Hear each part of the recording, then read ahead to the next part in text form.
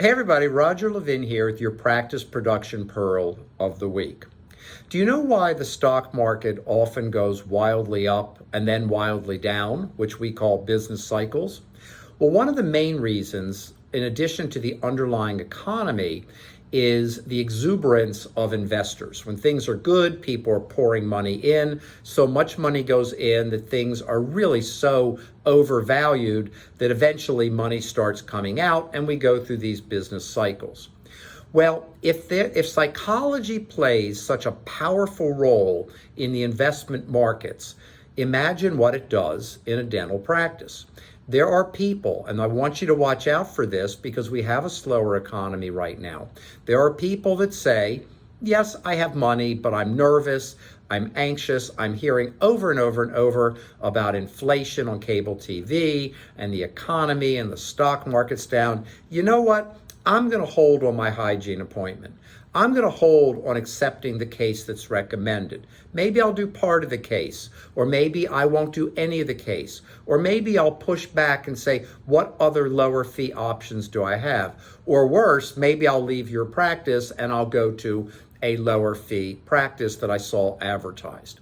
So all kinds of things happen in slower economies, which is why the slower the economy, the higher your value proposition has to be. And here are a few suggestions.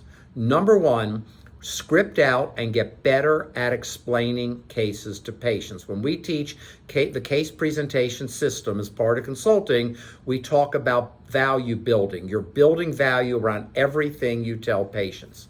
Number two, make sure you go over the top 3 benefits of every suggestion you make. What are the top 3 benefits of a veneer, of a crown, of periodontal therapy, of a root canal? What are those benefits that you can tell me, and then repeat those benefits 3 times so it really gets through.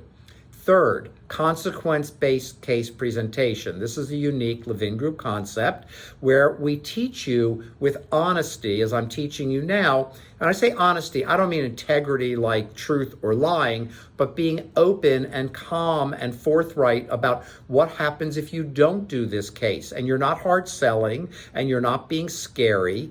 You're really helping a patient understand these are the benefits, but here's what happens if you don't do the case.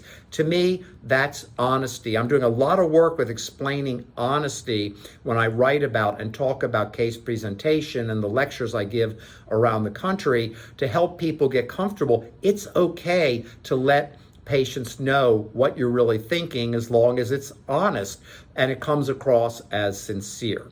So understand that patient psychology may be to pull back a little bit on some of their dental practice interactions and expenditures, just like when we see people with the stock market jumping in, jumping out, and how that affects the economy. Well, make sure your practice is value-based and follow the other recommendations that I've given you in this Pearl of the Week.